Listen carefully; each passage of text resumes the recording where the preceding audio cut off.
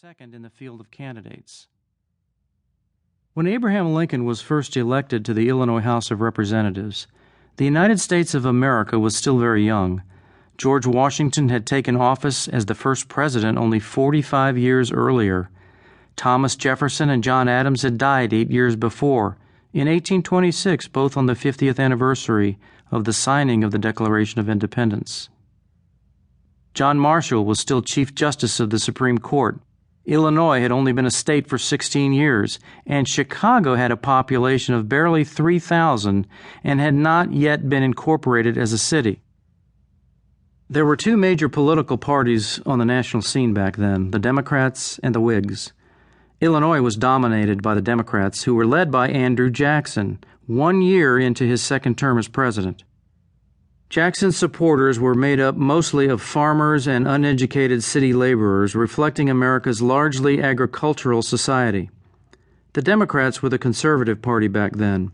They believed in non-government intervention for almost everything, were against establishing a public education system, and although somewhat divided on the big issue of the day, were mostly pro-slavery. On the other side, the fledgling Whig Party, having been founded by Kentucky Senator Henry Clay less than 2 years earlier, was in the minority nearly everywhere. Whigs were liberal and progressive. Their supporters included businessmen, bankers, intellectuals, and artists. They favored government involvement to promote economic growth and expansion, supported public education, and were mostly anti-slavery.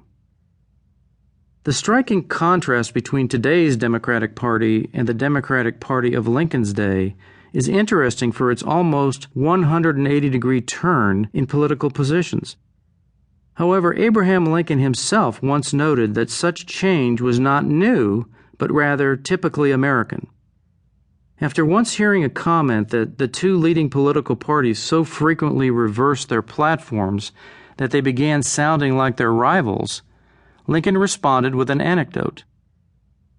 "I remember once being amused at seeing two partially intoxicated men engage in a fight, which, after a long and rather harmless contest, ended in each having fought himself out of his own coat and into that of the other.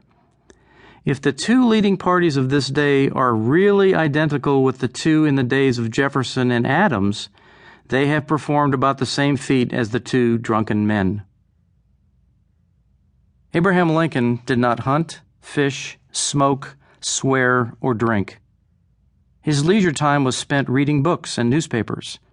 In New Salem, Illinois, he was surrounded by farmers, family, and friends who were passionate Democrats and ardent supporters of Andrew Jackson. Lincoln went against the grain and joined the Whig Party. Abe Lincoln spent 4 two-year terms in the Illinois House of Representatives. During those years, he served on 14 committees, including the powerful House Finance Committee, was elected Whig floor leader, and was defeated twice for Speaker of the House, mainly because the Whigs were always in the minority. Nearly his entire career in the state legislature was devoted to championing economic development. In 1834, there was no real transportation infrastructure in Illinois that could help foster commerce and trade.